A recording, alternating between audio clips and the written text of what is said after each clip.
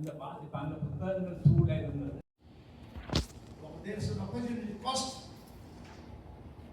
மிகப்பெரிய விழாவில் செலவு இருக்கிற சந்தர்ப்பத்தில் இருந்த இலக்கியத்திற்கான அந்த தீவிரம் இப்பொழுது நாம் காண முடியும். அதுக்கு பிறகு வந்த பிரபேந்தர் மத்தியில் இருந்து எவ்விதமான விடயங்களும் வந்ததாக தெரியுது. இது எனக்குள்ள ஒரு புத்தகம். அதை போக்கும் வரையில் ஒரு சிலர் இருக்கிறார்கள். இளங்கோர் மொழிபெயர்க்கும் போன்று இதை அடுத்த இந்த நூல் குறித்து மக்களால் முடித்து உரையாட அன்பான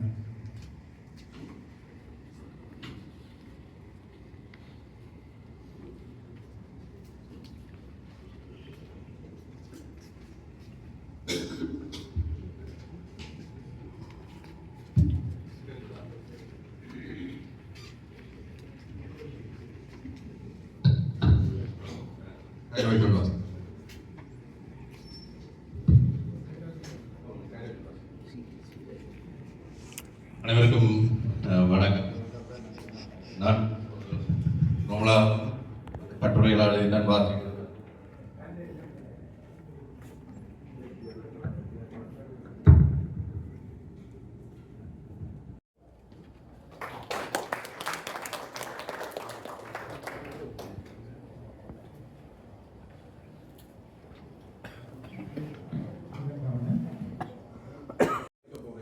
அக்டோபர் 5ஆம் தேதி என்ற இது என்ன ரகசியம் என்று நான் கேட்கவில்லை. ஏனென்றால் செல்வமணி இப்படி பல ரகசியங்களை எனக்கு முன் சொல்லி இருக்கிறார். சில நாட்களின் பின்னர் முகநூலில் நிகழ்ச்சி பற்றிய அறிவிப்பை பார்த்த பொழுது குற்ற ஆர்வம் நூலின் தலைப்பே என்னை வெகுவாக கவர்ந்தது. தலையங்கம் என்பது அதை பார்த்தவுடனேயே அதன் உள்ளடக்கம் என்னவாக இருக்கும் என்கிற ஆர்வத்தை தூண்டுவதாக இருக்க வேண்டும். குற்ற ஆர்வம் என்பது அப்படியான ஒரு தலையங்கம். இந்நூல் வெளியீட்டு விழாவில் பேசும்படி கேட்டபோது மகிழ்ச்சியுடன் ஏற்றுக்கொண்டேன். இந்த இடத்தில் இன்னொரு விடயத்தையும் நான் சொல்ல வேண்டும். அறிமுகம் செய்வதற்கு வாசிப்பதற்காக இந்த குற்றாலம் புத்தகத்தை கொண்டு வந்து தருகிறேன் என்று சொன்ன செல்வமண்ணா மறுநாள் சொன்னார், தம்பி குற்றாலம் புத்தகம் தான் வந்திருக்கின்ற பேச்சை கொண்டு தாருங்க என்று சொல்லிட்டேன். இப்போதான் பார்த்து வேறொரு புத்தகம் தான் வந்திருக்குது, என்ன செய்வோம் தம்பி என்று கேட்டார். அந்த ஏதோ ஒரு புத்தகத்தை வாசித்து விட்டு குற்றாலம் உங்களை விமர்சனம் செய்யலாம் என்று கேட்க போறாங்க என்று ஒரு கணம் யோசித்தேன். நல்ல வேலை அப்படி கேட்கவில்லை. ஒரு மாதிரியாக 2 நாளைக்கு புத்தகம் வந்து கிடைத்தது. மிக நீண்ட நாட்களுக்கு பின்னர் ஒரே மூச்சில் வாசித்து முடித்த புத்தகம் என்று சொல்லக்கூடிய விதத்தில் என்னை கட்டி போட்டு வாசிக்க வைத்த புத்தகம் என்று இதனை நான் சொல்வேன்.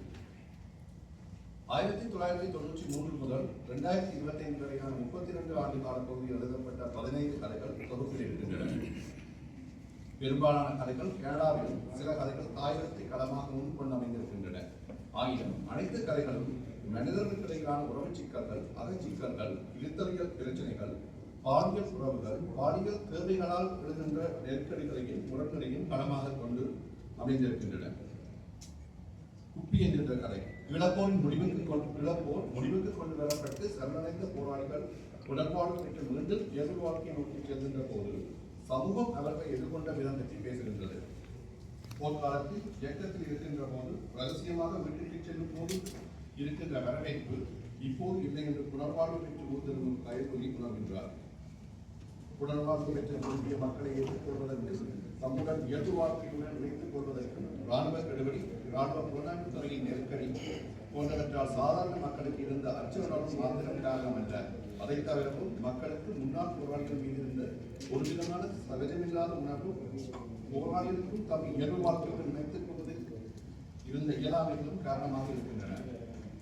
இந்த சூழலில் சமூகத்துக்காக போராட போன தன்னை சமூகம் புறக்கணிக்கிறது என்கின்ற விரக்தியில் சமூக விரோத நடவடிக்கைக்கு விதமான தயக்கமும் இல்லாமல் ஈடுபடுகின்ற சில முன்னாள் போராளிகளை வைத்து பெரும் பணத்தையும் அரசியல் அதிகாரத்தையும் பெற்றுக் கொள்கின்ற ஒரு தமிழ் அரசியல்வாதி. அதை நிலையில் காயல்படி கொலை செய்யப்பட்டு அவளது உடல் குப்பை தொட்டியில் அழுகிய நிலையில் கண்டெடுக்கப்படுகின்றது. அவளது கொள்கை அரசியலாகி அவளது மரணத்துக்கு நீதி வாங்கி தருவதை தான் ஓயப் போவதில்லை என்கின்றார் குறித்த அந்த அரசியல்வாதி. அதை கயல்வெளியின் கணவன் உட்பட அனைவரும் நம்புகின்றனர். ஆனால் கயல்வெளி முன்னாள் ராணுவ அதிகாரிகளுடன் கதைத்துக் கொண்டிருந்ததை பார்த்த ஒருவனூடாக கடத்தப்பட்ட செய்தியினால் அவள் குறித்த தமிழ் அரசியல்வாதிகள் என்பவராலேயே கொலை செய்யப்பட்டிருக்கலாம் என்று கோடி காட்டுகின்றது இந்த கதை. கொலம்பியா, சூடான் போன்ற நாடுகளிலும் யுத்தத்துக்கு முந்தைய காலங்களில் முன்னாள் ஆயுதக்குழு உறுப்பினர்கள் தம்மை இயல்பு வாழ்க்கையுடன் இணைத்துக் கொள்வதில் இருக்கின்ற சவால்கள், அவர்களில் ஒரு பகுதியினர் வன்முறை, சமூக விரோத செயல்களில் ஈடுபடுவது போன்றவற்றிற்கு அவர்களுக்கு வன்மையுடன் ஏற்கனவே இருந்த நேரடி அனுபவம், போராட்டத்தால் ஏற்பட்ட வறுமை, தம்மை நிலைநாட்டிக் கொள்வதற்கான சமூக மூலதனத்தை பெருக்கிக் கொள்ள முடியாமல் போன்ற பல்வேறு காரணிகளை இனங்கண்டுள்ளனர். இக்கதையும் அவற்றை முன்வைப்பதுடன் முன்னாள் போராளிகளை வைத்து தமது ஆதாயத்திற்காக அரசியல் செய்வோரையும் சுட்டிக்காட்டுவது சிறப்பம்சமாகும். தொகுப்பில் உள்ள ஆனந்தனை புரிந்து கொண்டல், ஸ்லீப் ஓவர், பருத்தி ஆகிய கதைகள் நடைபெறுகின்ற மெல்பர்ன் பகுதியில் கதைகள் நடைபெறுகின்ற அதே தொண்ணூறுகளில் நானும் வாழ்ந்திருக்கின்றேன் என்பதால் இந்த கதைகள் குறிப்பிடுகின்ற வெஸ்டில் பாடசாலைக்கு ஒரு கோடைக்கால பாடசாலைக்கு சென்றுள்ளமையாலும் அந்த பிரதேசத்தில் இருக்கின்ற எரிபொருள் நிரப்பு நிலையத்தில் வேலை செய்தமையாலும் எனக்கு இந்த கதைகள் பேசுகின்ற விடயங்கள் இன்னும் நெருக்கமாக இருக்கின்றன. உயர்கல்லூரியில் கற்றுக்கொண்டிருந்த பொழுது ஆங்கில பாடத்தில் நமக்கு பீட்டர்ஸ் எழுதிய ஏப்ரல் ரெண்ட் என்ற நாவல் பாடத்திட்டத்தில் இருந்தது. மேட்டிஸ் ஐடென்டிட்டியைச் சேர்ந்த ஏப்ரல் என்கின்ற 2 சகோதரிகள் தமது வீட்டில் பெற்றோரிடையே இருந்த வன்முறை, அதிகரித்த போதை எதிர்ப்பாவனை காரணமாக குடும்பத்துடன் இருந்து பிரிக்கப்பட்டு சோசல் குடும்பங்களில் வளர்விடப்படுகின்றனர்.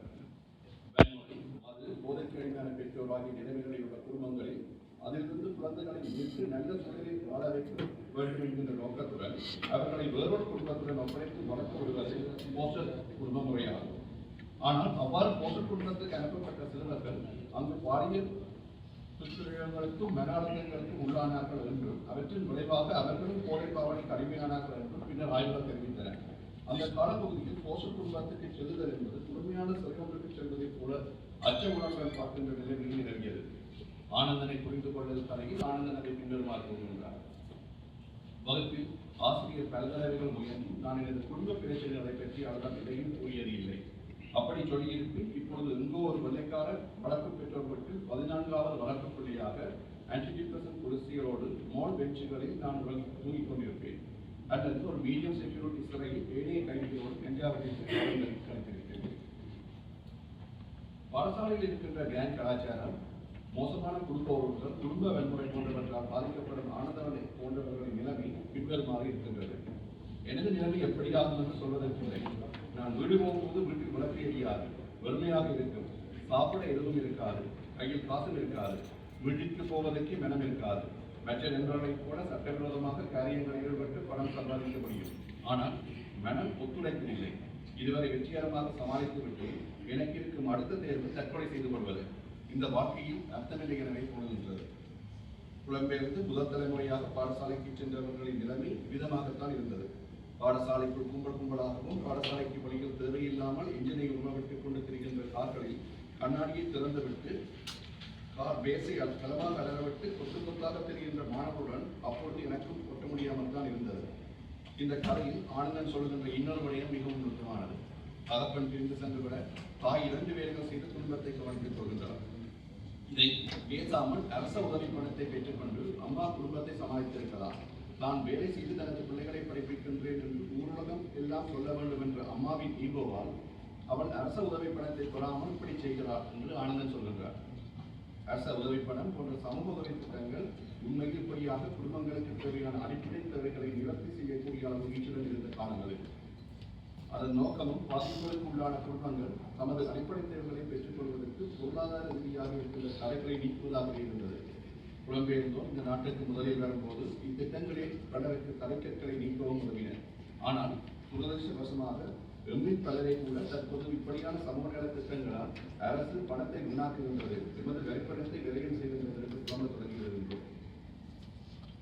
போஸ்டல் ஃபேமிலி குறித்த அச்ச உணர்வை ஆனந்தனை புரிந்து கொள்ள சொன்னவர், ஸ்லீப் ஓவர் போதைப் பொருளுக்கும் மதமுக்கும் அடிமையாகிவிட்ட தந்தை தாயிடம் இருந்து மீட்கப்பட்ட வளர்ப்பு பெற்றோருடன் கொடுக்கப்படும் சமந்தா அங்கே சில சவால்களை எதிர்கொண்டாலும் தன் கல்வியை நிறைவு செய்து தாயை அவருக்கு சிகிச்சை அளிக்கின்றார். ஆனால் ஆரோக்கியமான குடும்ப சூழலில் வளர்க்கின்ற மாதுரியார் அப்படியாக வர முடியாமல் போய்விடுகின்றது. காதல், திருமணம், வீடு, சொத்து, நல்ல கல்வி, வேலை எனக்கு எதுவுமே அவளுக்கு இச்சை இல்லை. இப்படியான குடும்பத்தில் பிறந்ததை விட வேறென்ன அதிர்ஷ்டம் எனக்கு தேவை என்று கூறி அவள் நிறைவடைந்து வருகின்றார். அதிர்ஷ்டம் குறைந்தவர்களுக்கு தன் வாழ்க்கையை அர்ப்பணிக்க விரும்புவதாகவும் அதுவே தனக்கு மகிழ்ச்சியை தருவதாகவும் அவர் கூறுகின்றார். திருப்தியின் அளவுகோடு ஆளுக்கு ஆள் வேறு என மாதிரியங்களுக்கு கற்பித்திருக்கின்றார். நாங்கள் அதிர்ஷ்டசாலிகள் என்று கதையை நிறைவு செய்கின்றார். ஆனால் இந்த கதை என்னை இன்னமும் சிந்திக்க தூண்டுகின்றது. கம்ஃபர்ட் கிரைசிஸ் என்று இதனை சொல்லலாமோ என்று தெரியவில்லை. குழந்தைகள் வளர்வதும் குழந்தை வளர்ப்பும் எப்போதும் புதிரானதாகவே இருக்கின்றது. தொகுப்பில் இருக்கின்ற குற்றாலம் என்கின்ற கதை முக்கியமான உரையாடல்களை எழுப்புகின்ற கதை. இக்கதையில் சரசுவுக்கும் கந்தப்பருக்கும் இடையில் உறவை இருக்கின்றது. அந்த உறவினால் பிறந்தவனே சரசுவின் மகன் ராசன். சரசுவின் கணவர் சங்கரப்பிள்ளையும் இதை அறிவார் என்றாலும் அது குறித்து சரசுவிடம் எதுவும் கேட்காமல் இருந்து விடுகின்றார். கந்தப்பரும் ஏற்கனவே திருமணமானவர் என்றாலும் அவருக்கும் அவர் மனைவிக்கும் பிள்ளை விளக்கவில்லை. இந்நிலையில் கந்தப்பர் இறந்துவிட சங்கரப்பிள்ளை தன் மனைவி சரசுவையும் மகன் ராசனையும் அந்த சாவு வீட்டுக்கு போகும்படி சொல்கிறார். அயலும் மனைவியிடம் கந்தப்பருக்கும் சரசுவுக்குமான உறவு தனக்கு தெரியும் என்றும் ராசன் அவர் மூலமாக பிறந்தவர் என்பதையும் தான் அறிவேன் என்றும் தெரியப்படுத்துகின்றார். சரசு வீட்டுக்கு மகனையும் அழைத்துச் செல்கின்றார். அங்கே கந்தப்பரின் மனைவி சரசுவுக்கு முன்னுரிமை கொடுப்பதுடன் ராசனுக்கு பூணூல் அணிவித்து சடங்குகளையும் செய்திருக்கின்றார். சாவடு முடிய வீடு திரும்பும் சரசுவின் தலையை துளைத்து விட்டபடி சங்கரப்பிள்ளை இவ்வாறு கூறுகிறார். சரசு, இத்தனை வருஷமா நீ இந்த குற்ற உணர்வை சுமந்து கொண்டோ இருந்தனே, நீ முந்தின சரசில் என்பதை நான் எப்போதோ அறிஞ்சு போட்டேன். இப்படியே சுமையை சுமந்து கொண்டிருந்தால் அது ஒன்று ஆயிலை குறைச்சு போடும். நீ பிழை விட்டுட்ட என்று எனக்கு தெரியும். உன்னையும் ராசனையும் விட்டுட்டு ஒரே நாடுல நான் போயிருக்கலாம். ஆனால் இங்கே நீ மட்டும் குற்றம் செய்யவில்லை, நானும் தான். புதுக்க கல்யாணம் கட்டி போட்டு கொழும்புல போய் படுத்து கிடந்த என்னிலும் பிழைதான். அதனால் உன்ற தவறை என்னால் புரிந்து கொள்ள முடிந்தது. நான் எப்போவோ உன்னை நினைச்சிட்டேன். சடங்கத்துக்கு எனக்கு கவலை இல்லை. சரிய தலையை துடைச்சு போட்டு வா, நான் கீ வைக்கிறேன் என்று கூறுகிறார். இந்த கதை எனக்கு பல ஆண்டுகளுக்கு முன்னர் வாசித்த பாலமாரனின் கிட்டாளமான் மக்கள் என்கின்ற கதையை நியாயப்படுத்துகிறது. அந்த கிட்டாளமான் மக்கள் கதை அந்த நேரத்தில் மிக கடுமையான விமர்சனங்கள் அதில் பாலமான் தந்த முன்கதை சுற்றுகின்ற வாழ்க்கை இதில் சொல்லியிருக்கிறார். ஜெயகாந்தன் தான் சந்திக்க போயிருக்கல.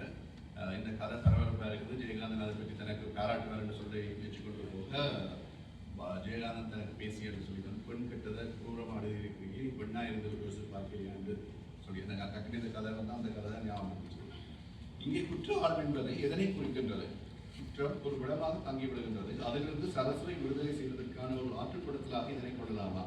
கதையில் அப்படித்தான் சரசு அந்த குற்ற உணர்வு விடுபடுவது போல இருக்கின்றது. ஆனால் மனைவி சரசுவின் மனதில் இருந்த விஷத்தை தூக்கி மகன் ராசனின் மூளைக்குள் சங்கரப்பிள்ளை வைத்து விட்டார் என்று சிந்திக்க தோன்றுகிறது.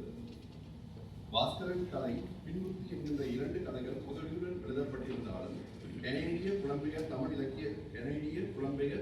இலக்கிய சூழலையும் எழுத்தாளர்களையும் புத்தக வெளியீட்டு நிகழ்ச்சிகளிலும் இருக்கிற யதார்த்தத்தை எழுதல் செய்வதாக அமைகின்றது.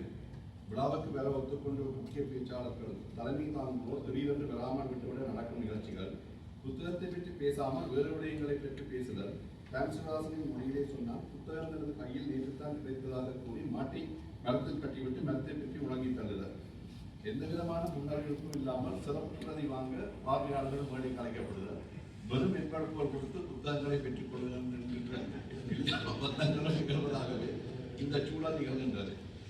இங்கு என்ன பிரச்சனை என்றால் புத்தக பதிப்பு, புத்தக விற்பனை, எழுத்து என்பவை எல்லாம் தமிழ் சூழலில் ஒரு தொண்டாக சரிட்டியாகத்தான் பார்க்கப்படுகின்றன. புத்தக பரம்பரையும் வாசிப்பையும் இதுவே வளர்க்கும் என்றும் பலரும் கருதுகின்றனர். ஆனால் உண்மையில் இவைதான் இந்த துறைகளை தன்னிறைவு, அதாவது சஸ்டெயின் பண்ண விடாமல் வைத்திருக்கின்றன. கலைஞர்களும் செயற்பாட்டாளர்களும் செய்யும் உழைப்புக்கான பணமதிப்பு கிடைக்காவிட்டாலும் அதுவும் ஒரு உழைப்புத்தான் என்பதை கூட மக்கள் உணர்வதில்லை. இன்னொரு விதத்தில் எழுத்தாளர்கள் செயற்பாட்டாளர்கள் யதார்த்தத்தின் அல்லது நிஜத்தின் வெம்மையை அறியாதவர்களாக இருக்கின்றார்கள். பொருளாதாரம் பற்றிய பிரச்சனை உண்மையை காட்டி எழுத்தாளர்கள் அல்லது கலைஞர்கள் என்று அடைக்கனவில் வாழ்வார்கள் என்பதாக முடித்து விடுவது இருக்கின்றது.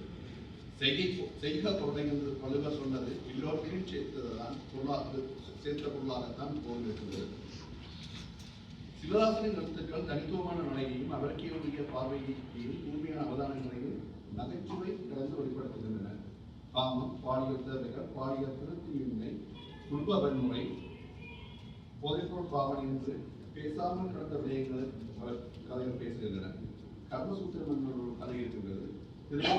திருமணத்தின் பின்னர் மனைவியை திருப்திப்படுத்த முடியவில்லை என்ற தாழ்வு விருப்பமை கொண்ட கணவனும் அதனை வெளிப்படையாகவே காட்டிக்கொண்ட மனைவியும் கருதுகின்றார்கள். பெண் தன் தாயிடம் இதனை சொல்லும் பொழுது, உங்களோட அப்பாவுக்கு இதே பிரச்சனை இருந்தது, நான் பொறுமையாக எல்லாமே எதிர்பார்த்தவரை நடந்தது என்பது போல நடித்து சமாளித்தேன். அவர் பேச்சை வெற்றி கொண்டு தன் ஆம்பளத்தனத்தை தானே வெற்றி கொண்டு போயிருக்கிறார். அம்மாவின் கண்களில் நீர் பிடித்தது. உனக்கு பிறகு 4 பிள்ளைகளை பெற்றவர்கள் என்று சொல்கிறார். தனது பிரச்சனையை விதவையான விஜயலட்சுமி அக்பரோட கணவன் சொல்கிறார். அவள் மனைவியுடன் கதைக்கிறார். அதன் பிறகு பிரச்சனை தீர்ந்தது. இது பற்றி விஜயலட்சுமி அக்கா, நீங்கள் சின்ன பிள்ளைகள், படித்த நீங்கள் வேடியடி கதைகளை நீங்கள் நக்கல் உங்களுக்கு அதில் நம்பிக்கை இருந்தார். வேலியடி, குளத்தடி, கடையடி, கோயிலடி, மதவடி என்று கதைக்கின்ற பேச்சுக்கள் வெட்டி பேச்சுக்கள் அல்ல. அவை ஒரு விதத்தில் ஆற்றப்படுவது கூட. இப்படியான நுண்ணவதானங்களை கொண்ட கதைகளால் நிறைந்திருக்கின்றது இந்த தொகுதி. சந்தர்ப்பத்திற்கு நன்றி. அடுத்ததாக இந்த நூலினுடைய வெளியீட்டு வைபவத்தை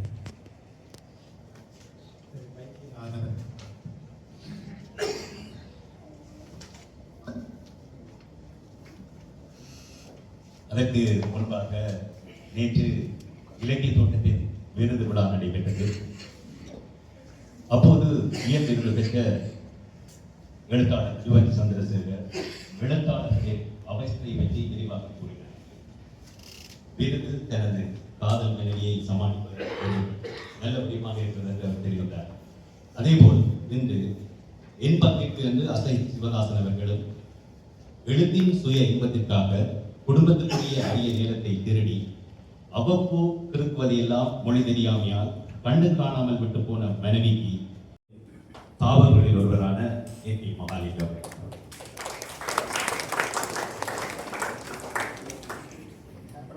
முதல் சிறப்பு பிரதியை பெற அன்புடன் நான் அழைப்பது கனடா தமிழ் தேசிய கூட்டமைப்பின் தலைவர், இந்த வயதிலும் சமூக செயற்பாடுகளில் ஈடுபடுவதுமான திரு நக்கீரன் ஐயா.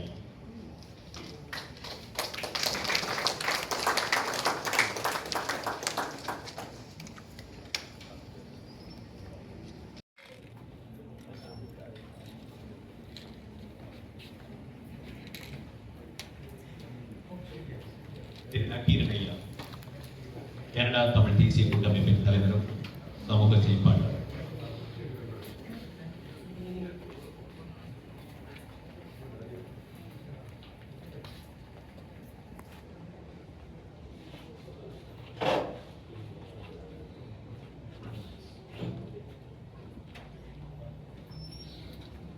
அடுத்து லைவ் 100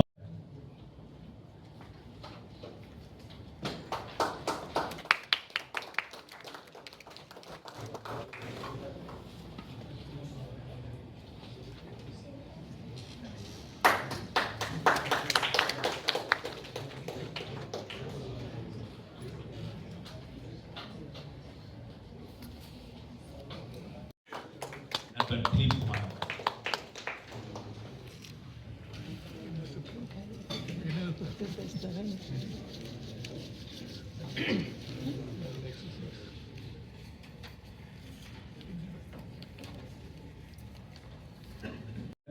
கனடிய தமிழர் பேரவையின் பொருளாளர் டில்சான் நவரத்னராஜா.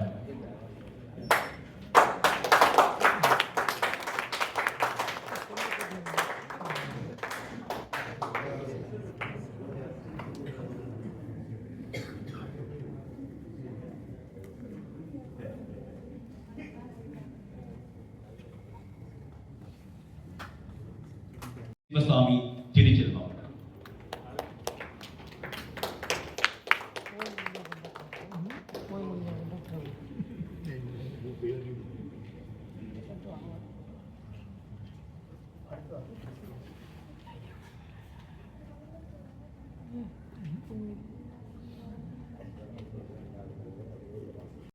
எமது நெருங்கிய நண்பர் சமூக செயற்பாட்டாளர் சந்திரன் அவர்கள்.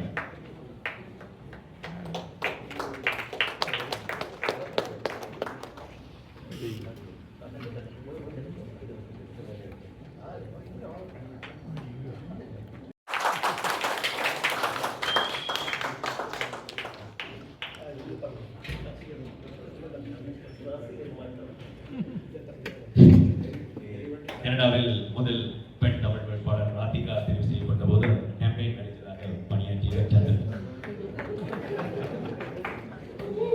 நிறைவாக நேற்று இலக்கிய தோட்டத்தில் விருது பெற்ற இலக்கிய ஆளுமைகள் 4 பேரையும்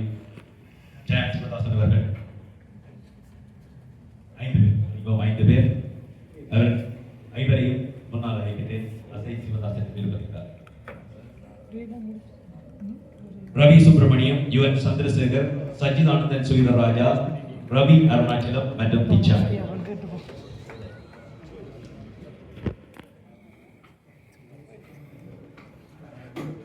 ரவி சுப்பிரமணியம், யுவன் சந்திரசேகர், சச்சிதானந்தன் சுகிதராஜா, ரவி அருணாச்சலம் மற்றும் பிச்சா.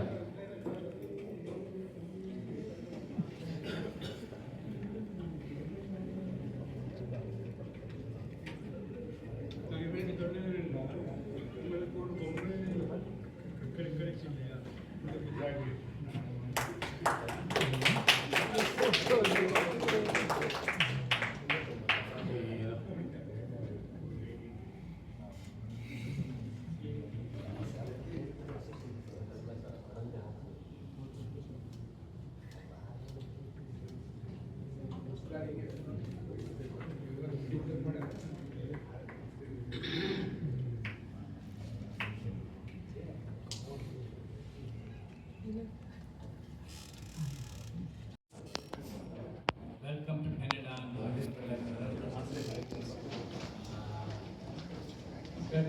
எங்க போக போறீங்க? இன்னொரு டொமினேஷன் கொண்டே பார்க்கணும். எழுதி வச்சிருந்த ஒரு அட்ரஸ் துண்டு வந்து உங்களுக்கு இந்த இடத்துக்கு போகும். அங்கே போனால் மேடம் சொல்லி அந்த அலுவலகம் அங்கே தமிழ் ஒன்று கேட்டோம். இந்த அறைக்குள்ள போகணும். அந்த அறைக்குள்ள போகணும்னா ஒரு சின்ன பையன் இருக்கிறார். அவர் தான் எல்லா செய்து கொண்டு நான் போய் கோபத்தை நிரப்பி சொல்லி அதெல்லாம் நிரப்பி கொண்டிருக்கேன். இங்கே போகுது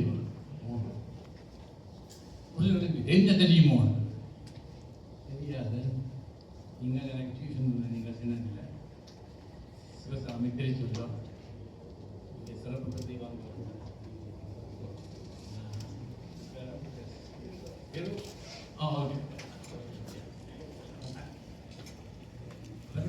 எங்க போறீங்க? எங்க தங்க போறீங்க?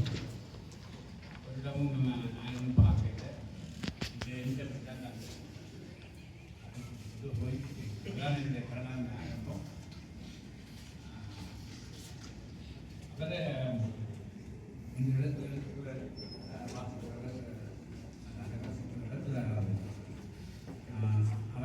அவரும் ஒரு முக்கியமான காரணம். அதை விட செல்வம், திலீப்குமார், மூர்த்தி, லைக்கே இப்படியானாக்கள் தான் இந்த கெட்ட பழக்கத்தை புத்தகத்தை தூண்டினேன். நான் அதை எழுதி போட்டு பேசாம விட்டுருவேன். எப்பயாவது செல்வம் கேட்டாருன்னா எழுதுவது தமிழ் தகவல் அல்லது தாயகம் அப்படி ஏதாவது ஒரு இடத்துல எழுதி போட்டு விட்டுருவாரு. அதாவது பார்க்கறது பார்க்கலாம் சொன்னால் அடுத்த கதை எழுதுறதுக்கான தூண்டுதலாக இருக்கும். முதல் பண்ணி சொல்லாட்டி பேசாமல் இப்படி சேர்த்த கதையெல்லாம் இந்த பதினஞ்சு கதை. முத்துலிங்கம் நான் ஒரு கால் சொன்னார். சிவதாசன் அவர் கிரேட் மார்க்கெட். சிவதாசன் நீங்கள் இங்கே எழுத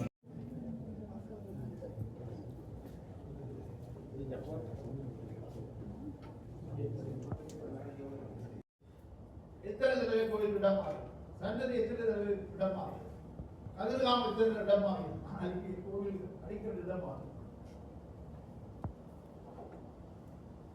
வணிக செல்வாக்க பண்பாட்டு செல்வாம். இப்படி இந்த நிறைய கேள்விகள், இந்த கேள்விகளை பற்றி நாங்கள் மனசிந்தனை செய்ய வேண்டிய ஒரு காலகட்டத்தில் இந்த மூன்றாம் தலைமுறைகளாக நாங்கள் இருக்கின்றோம். மிக முக்கியமான கவலை நீங்கள் தமிழில் எழுதியிருக்கிறீர்கள். போர் ஜோசப் அவர்களை அழைக்கிறேன்.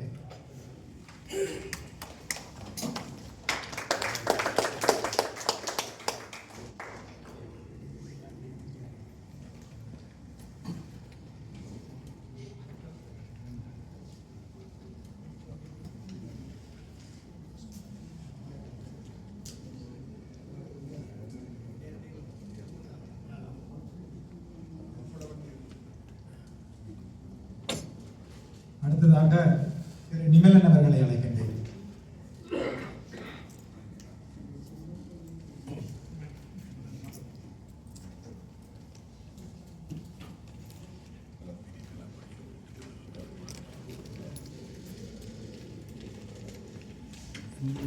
உங்களோட படம் எடுத்தால் நான் பிரபலமாகலாம். அப்படி நினைக்கிறீங்களா? அடுத்ததாக நண்பர் திரு சிவகுமாரன் அவர்களை அழைக்கின்றேன்.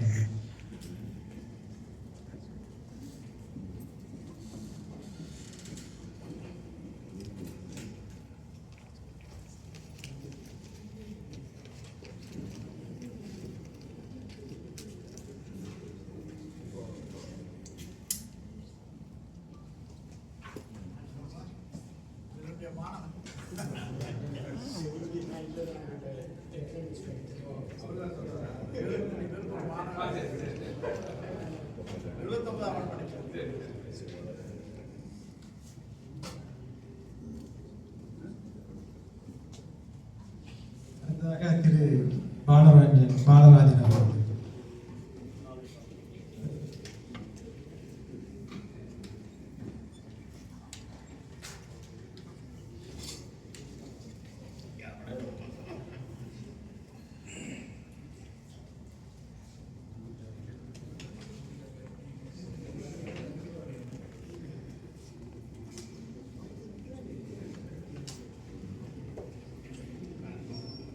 அடுத்ததாக சுரேஷ் தமிழ் எழுத்தாளர் இணையம்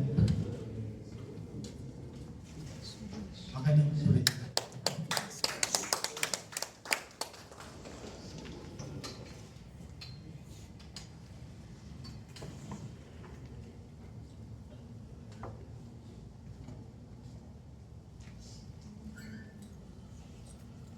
அடுத்ததாக மேற்பாரிய அஞ்சல் அதிபர் சந்திரசேகரன்.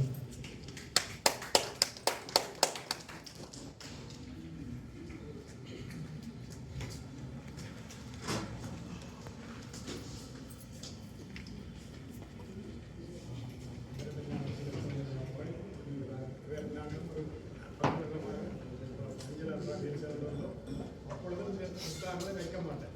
8-24 மணி நேரம் புத்தகங்கள் இருக்கும். நைட் ஷிஃப்ட் வந்தால் கூட அப்படி புத்தகங்களை வாசிக்கணும். எனக்கு சிங்களம் கலைகளாக தெரியும். இந்த இடத்துல அப்பாவின் எடுத்து போனது கட்ட பாரதேசி. அங்கே போய் சிங்களம் படிக்கணும், சிங்களம் தெரிஞ்சால் சிங்களம் படிக்க போனேன். அப்படியே ஓர்வம் உள்ளது. இதையும் செய்து முடிக்கணும் என்ற இதுவும் இருந்தால் டைரமெடிக்காக இந்த என்ன வேலை இருந்தாலும் அது தன்னை இருக்கிறது செய்யும். அந்த வெட்டிக்கு நான் வாசிக்கிறேன்.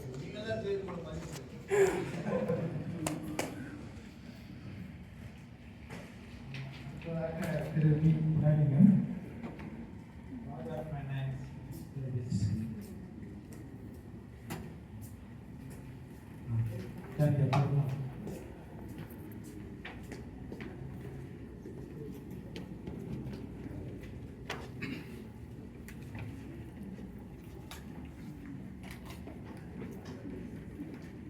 நன்றி. வெளியிடப்படி அறிஞர்களுக்கும் அவையிலே அமைந்திருக்கின்ற பேராசிரியர்கள், ஆர்வலர்கள், வெளியில் இருந்து வருகை தந்து இயல் விருதை பெற்றுக் கொண்டவர்கள் என்ற பல மட்டத்தில் உள்ளவர்கள் இருக்கிறீர்கள். நான் தமிழ்நாட்டுக்கு சென்று PhD செய்த வரலாறுகள் இந்த காலத்தில் பதிவு தலைப்பில் என்ன பேச போகும் விஷயங்களை நான் சொல்லவில்லை. ஆனால் அவர்கள் சார்ந்த விஷயமாக நான் அவர்களுடைய விட்டுவிடுகிறேன். அவர்களுடைய எழுத்து பணி